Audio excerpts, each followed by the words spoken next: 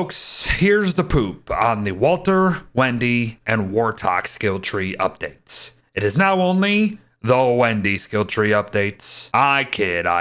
But it has been well over a month since we last heard a peep about any of them, let alone all three, and they are still only working on Wendy, so yeah. That said, Walter stuff is coming, and they may or may not do some Wortox stuff. That is very unclear, but yeah, let's just say the contention surrounding this thing is not out of the woods yet. Especially when I was kind of joking, but kind of not, because today is, once again, literally all Wendy changes. They released a hotfix not too long ago that I just completely ignored because I didn't think it was enough. But just last night, they released another one, and I think combined, we can get something out of it. Fair warning though, as I know some people like it, some people don't. This video is going to be unscripted, just like all the other beta stuff. If Klei's doing random nonsense, then so is BEARDO. And I say let's go out of order, because some of these are a lot cooler than just nerf this or buff that. Like being able to mutate Abigail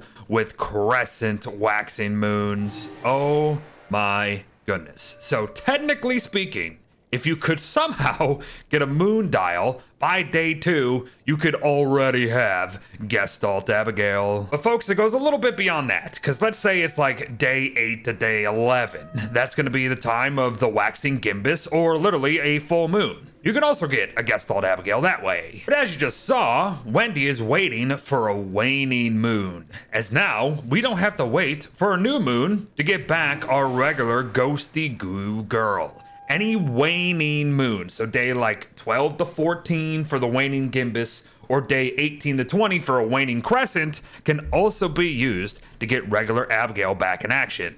Or you can just do the normal and just wait for a full moon, mutate her, wait for a new moon, unmutate her. It's up to you. We got options. Well, let's move on to something kind of cute. Her new idle animation you just saw right there. The actual twin sister Abigail. But there's a lot more to it than that. With the Loon Tree Blossoms in play, we're still going to get the bosses doing player damage over mob damage to Abigail, but they've also changed how the healing effects are going to be implemented when this skill is active. Oh my gosh, I was wondering why my cursor was moving by itself. They made it to where sometimes Abigail takes over your little Ouija board thing. Okay, that's actually kind of cute. But back to it. You see how it's the 49.5? Yeah, that's still going to take place. It's not going to be the 150. But let's say we want to heal Abigail over time with Revenant Restorative with 2 health every 1 second. Yeah, that's actually not going to be the case anymore. They halved them. So they didn't just slow them, they just straight up nerfed half of it. So it's still okay. She's going to survive. But if you want real healing, yeah, you're going to want to do the big guy every single time now. Otherwise, you know, she's still going to take quite a beating from a simple tree guardian. But since we're on the topic, remember how we're able to use elixirs on ourselves now? Yeah, it's kind of sort of interesting. There's cooldowns on the shield potions nowadays. They're not a one-time use. Ooh, I see. So there's like a 10-second cooldown, and I drank the Unyielding Drought, right? And so it is now applied forever? Question mark? Whoa, hold up. Hold the flip up. No, there's no way it could be forever, right? But the cooldown is just still happening for sure. And every 10 seconds, I'm able to shield from the enemy. Ooh. Hold up, hold up. Let's try, oh, that was the wrong thing. Let's try this one. So I drank it, right? So now, yeah, it's taking damage. It's still at a 10-second cooldown. It is a one-time use, though, still. Okay. There's no way this is forever, right? There's gotta be an end to it. Oh, it's still the elixir is done. Okay, got it. All right, that makes sense. So the shield duration of both is still the same. It just, there's not like a cooldown or an idea or an indicator of that. Understood. You know what? That is actually kind of sweet. That's just something you can just apply and forget about for 8 minutes. But before we get to all the bloody nonsense that everyone's been going on about in the forums and the comment sections for frickin' months at this point, so let's just fire through some of the other smaller changes. Like how Morning Glory 1 allows us to make moon moths nowadays. And you know what? This is actually kind of cool, because then you can plant some lunar trees. But moon moths themselves, if you ever need them for whatever reason, like 15 sanity per one wing.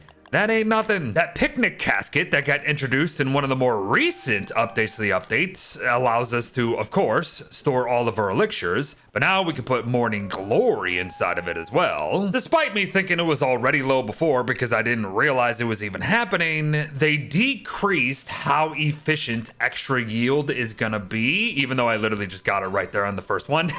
And the third one.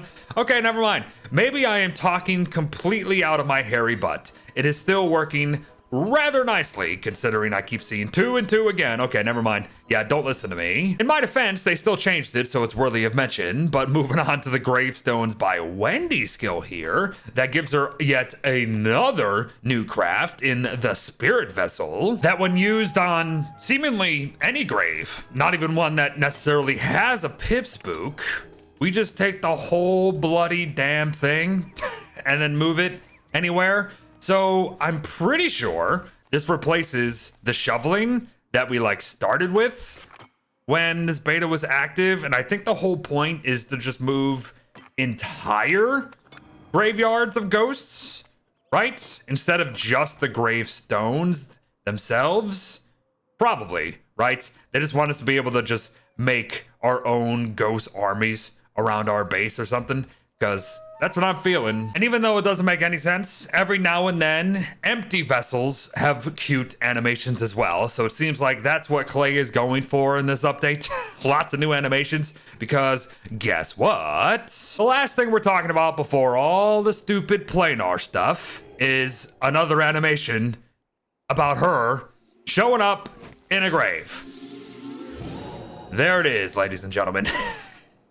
So many different freaking animations in one update. But now the ones that have been changing non-bloody stop, so everything I'm about to say should be taken with a grain of salt, because by tomorrow, they might change. First things first, the Shadow Abigail now looks a little different, but Planar stuff is all over the place. Just flat 25 planar nowadays. It's not gonna fluctuate with day or night cycle. Let's just skip to this. Nope, see? Still 100%, 25 damage, no matter what. Forgive me if it's been over a month, but with Shadow Sisterhood 3 here, the planar defense that Shadow Abigail gets has been reduced. Maybe it was 25, I don't remember, but it's a flat 15 when she's just chilling. But when she's finally actually Shadow Abigail, you can see that it's 20. But this last note, everyone, is the one that has everybody in heated debate on the forums. It's the cursed vexation thing that Abigail just kind of has built into her nowadays, but most especially with the Shadow Abigail here. The thing that when she's attacking an enemy, let's just go ahead and spawn a dude. Her and Wendy get, increased damage, and it's like 20%. Yeah, that's not the case anymore. Now it's just straight up planar damage flatly, I think. And you can see, I mean, I'm dealing 10 more damage, so is that it? It's a 10 extra planar maybe, and not 20% damage.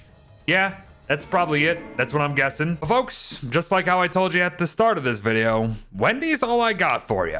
Maybe Walter in the coming days, and perhaps they're going to be convinced to do something with Wortox. But for now, these are the 2 hot fixes I have for you. I will draw your attention to some bug fixes, especially this guy right here, as those void masks that just suddenly showed up last Halloween now have new mechanics to them as well. And then clarify something that you might have read already and have absolutely no bloody idea what the heck it's on about. But don't worry, it doesn't apply to you. This is only for the Eastern Chinese audiences. But whatever the case, thanks for watching, everyone. Thanks for being patient, as we still don't have this thing in our hand yet, and probably won't for another couple weeks, but I will continue to keep my eyes peeled for any Walter and Wortox alterations coming soon. I'll see you in the next one. Bye bye.